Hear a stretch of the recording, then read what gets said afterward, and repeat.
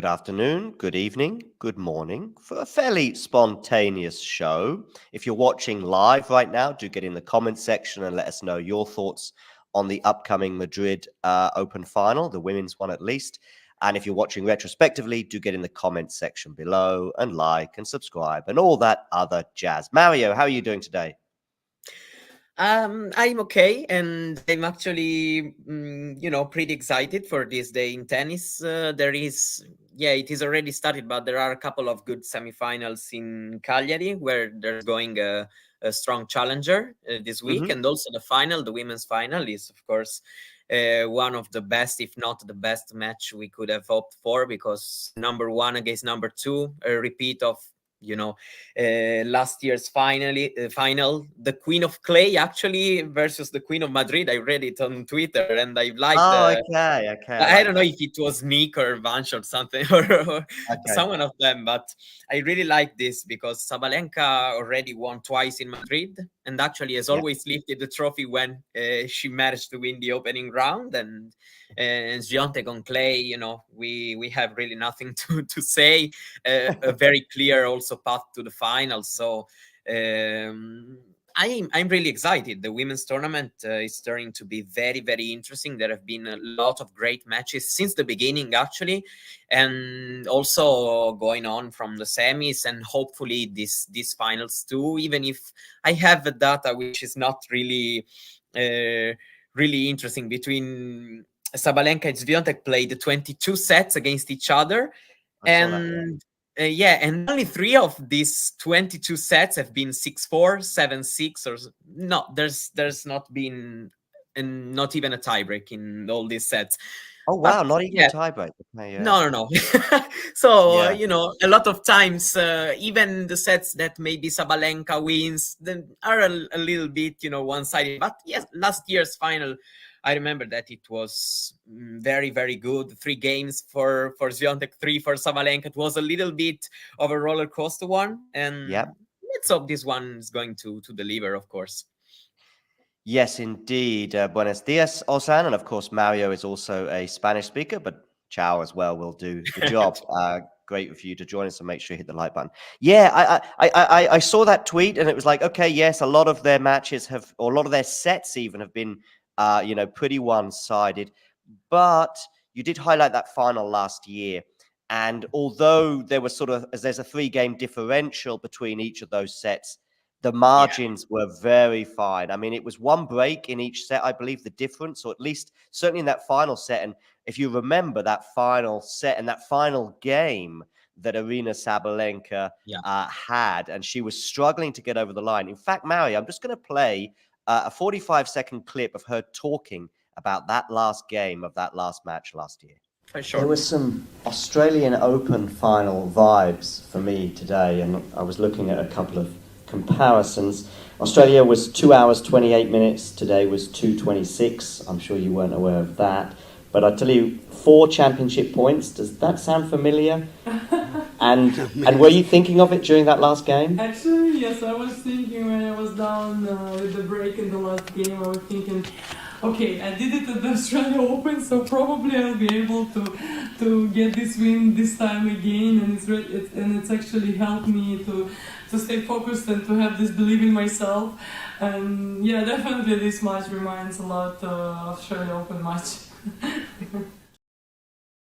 And so, Mario, I know we say this a lot in tennis, but just every single point mattered in that final set and that final game. And let's say she doesn't win that point that we've just seen on the screen, she might not have won the title. It really could have been that close, right? Yeah, for sure. But we've seen a lot of times these kind of things happening. Also, the match in Stuttgart last week between Swiatek and Rybakina, the margins were are always really, really close. And even if it's 5-3 and you're serving, or even more maybe, you still never are really sure when on the other side of the net you have Swiatek, or the opposite also, because we also saw the semifinal between Sabalenka and Rybakina. Rybakina seemed, clearly superior in the match, 6-1, 3-1. She was clearing, she was flying on the court, and Sabalenka was hitting many mistakes. But then, your level drops just a little bit, and you give that hope to your opponent. And then when you have a player like Aryna, and she raises her level a little bit out of nowhere, but she's able to do that, and then things get really, really difficult. And indeed, we got that result, which I'm sure we will mention. That match was amazing. And even if that first stretch of the match is probably a bit worrying, talking from Sabalenka perspective, walking into this final, but at the same time, after a bit of struggling in the last months, even if she still won a slam this year, so we have also to consider the big picture. But after a little bit of struggling, for me, these couple of wins, especially against Collis and against Rybakina, have really been huge for her, and have maybe also shown us why Sabalenka, since last year and also this season, is a little bit of another player, also mentally, and she has this mentality going for it a bit more. But she may lose the match in the end, but I like this fact that she wants to lose in her own manners, and in the end, that has been, for example, the difference in the semifinal, because Rybakina actually got a little bit tense. We can say that she, choked, or she didn't play well for the whole match, but just a little bit of hesitation, or playing a little bit more conservative. And Sabalenka has been great, and it's great for women's tennis also, to watch her playing again. Almost as her Australian Open level. I say almost because Australian Open probably was the amazing tennis from her to from the start to finish, but also the caliber of the opponents can also make the difference. And facing right now Collins and Rybakina, and on your path to the final, is a really, really tough matches. So for her to be able to get this heavy wins, it's really important, and maybe she can bring this confidence into today's match, where, in my opinion, she feels the underdog for the way underdog. But we are still talking about Sabalenka, two-time Madrid champion, so I believe that she can bring this confidence into the court and fight her way. Then I still see Iga as the favorite for this one. Okay. Interesting. We talk about, there's two things I want to touch on here with what you just said is, first of all, the sort of paths to the final, but also, in fact, no, let's start with this. We've got a men's draw and a women's draw that has really kind of evolved in very different directions. We've had injuries ravaging the men's draw. We've also, like, the big names have all fallen or pulled out, or were never there in the first place in the case of Djokovic. Whereas on the women's side, we had the big three, whether you like that terminology or not, and that's fine. I know Aryna, by the way, she said she liked it in her press conference. I'm okay. It's not that that deep as a thing. It's not a device. Exactly. They are right now the three best players, and so I'm totally fine, with saying this. Maybe in 1 year we won't say this anymore, but right now it feels legit. So definitely. And so we've got those two sides. I mean, when you're watching certain tennis matches and you're seeing a draw evolve, how do you feel about these two scenarios? I mean, the men's situation with Felix, obviously it's not his fault, but that's a bit unfortunate with all these withdrawals. But generally, do you like to see a draw just blown apart in a way, or do you like to see, the classic semifinals and finals? I actually like both things, but the issue is that we haven't got even the match, the men's side, because I was totally fine with watching Lechka and Gerald Yassim fighting to a place Sure. in the first Masters 1000 final. I was totally fine with it also because on the men's side we got actually already a lot of, let's say, classic matches, at least between the top players. A couple of Sinner against Medvedev, and Djokovic and Alcaraz and Sinner have played, so we've seen the matches between them. So for me it's okay, but the main issue is that we haven't really seen a lot of tennis. Yesterday semi-final between Rublev and Fritz, Rublev played great, probably was a little bit underwhelming in terms of the drama, and Rublev just sailed through, and played great, and Fritz wasn't really at the level which was required. So I'm not against the draw when the draw falls apart, let's say, but at the same time, for me, the main issue is that we haven't seen that much of tennis from the men's side in this Madrid ending. So that's why, of course, I am preferring the women's tournament, because not only the best players are there, but especially we have seen great tennis. And for example, that especially the second semi-final was really, really fun to follow.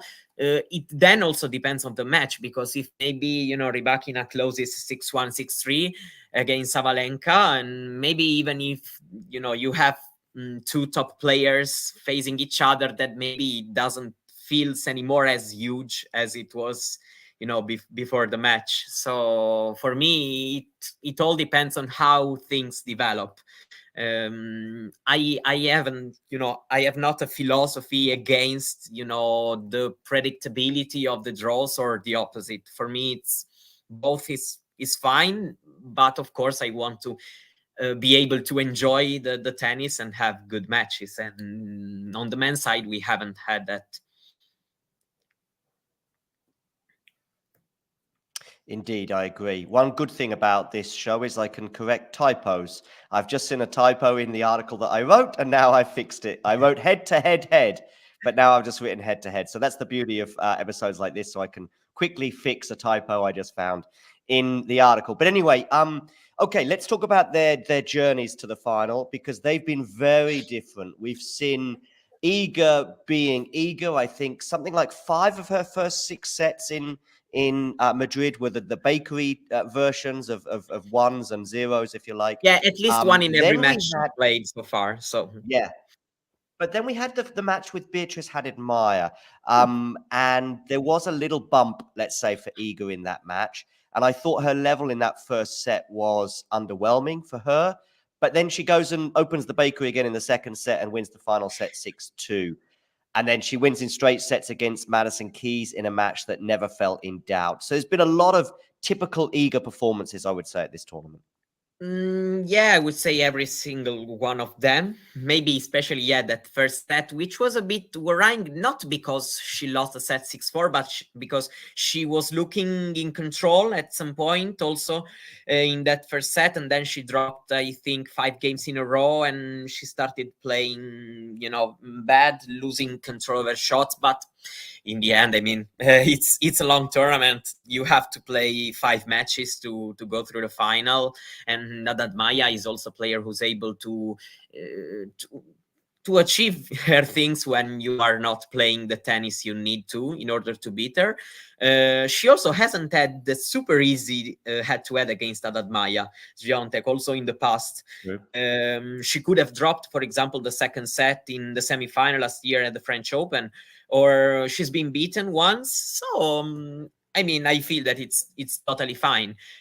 She played very well, and even if she hasn't faced a Collins or a Rybakina, but I still think that I have from her that conviction that maybe she's going to bring that level in order to win the match. This is my feeling, because I see Sabalenka is great, that she's playing better and better, but in my opinion she's a little bit still on the way.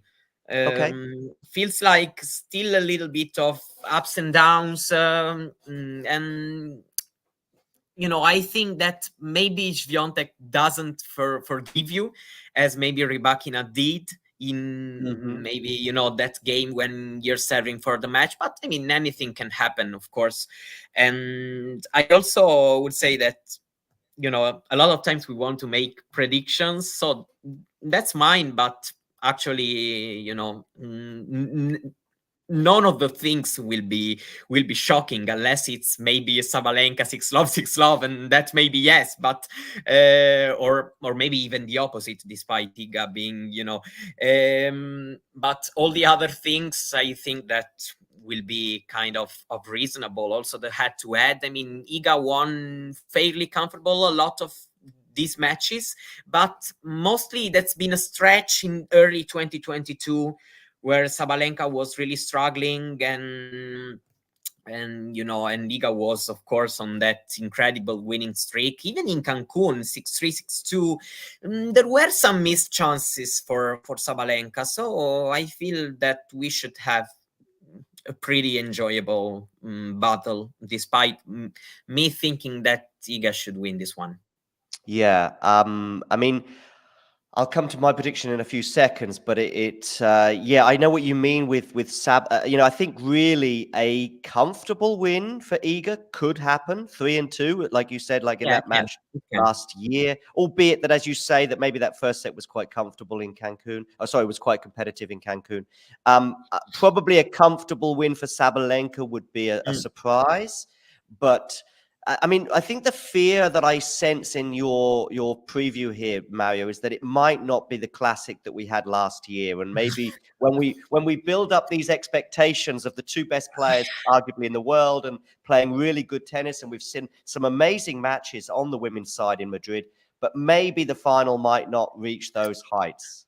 I have this fear, actually. I have to be honest, because I see Swiatek really, really strong. And I'd say that I know that Sabalenka plays very well in Madrid, but I actually think that this court should suit Iga incredibly well. I have this feeling that her moment in Madrid has come. But I mean, I have also to say that I'm thinking that a lot of the great matches that we had lately on the women's side have had Sabalenka involved.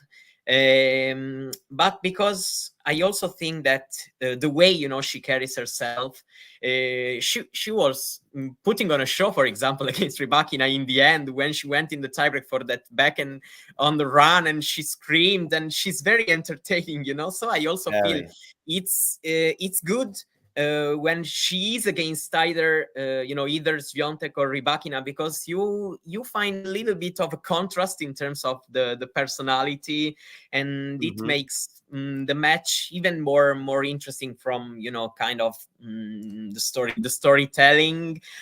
My prediction is that actually Iga will win in straight for this one. Okay.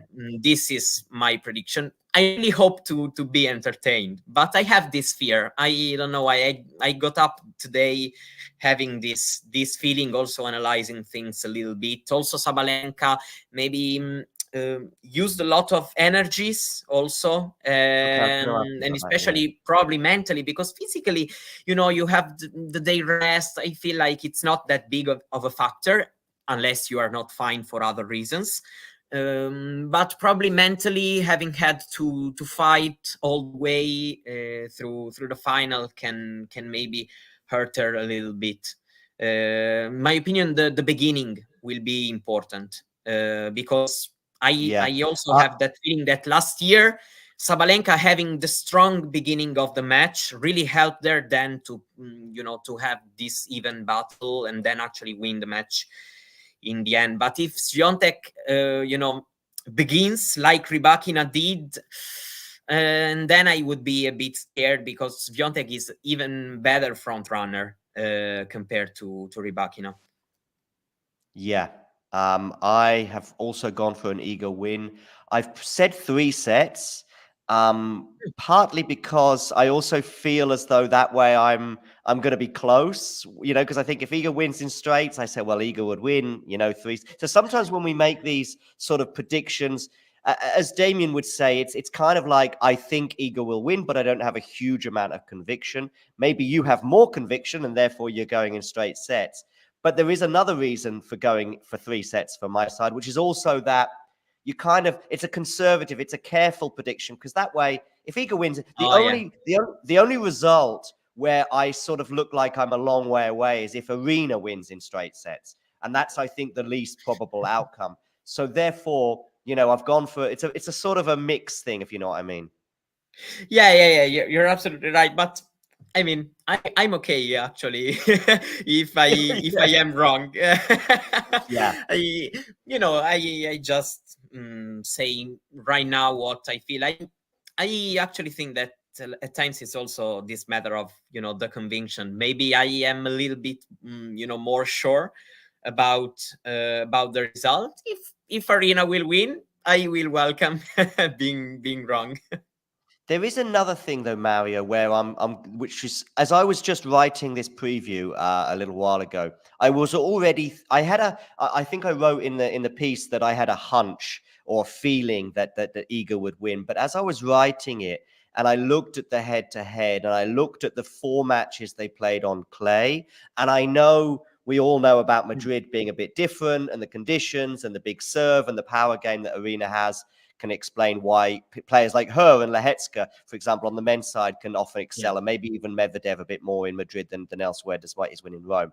But the 4 matches that they've had on clay have either been very, very comfortable wins for Iga, or a super, super close match that could have gone either way. So we've got 3 very easy wins and 1 that was 50-50 or 55-45 in the face of Aryna. It almost reminds me in a different way of Iga's head-to-head with Coco, in that they've played, I think, 9 or 10 times. And everyone has been straight sets for Iga, except one, which was a fine difference in Cincinnati, I think it was last year, where Coco won the match, fair enough.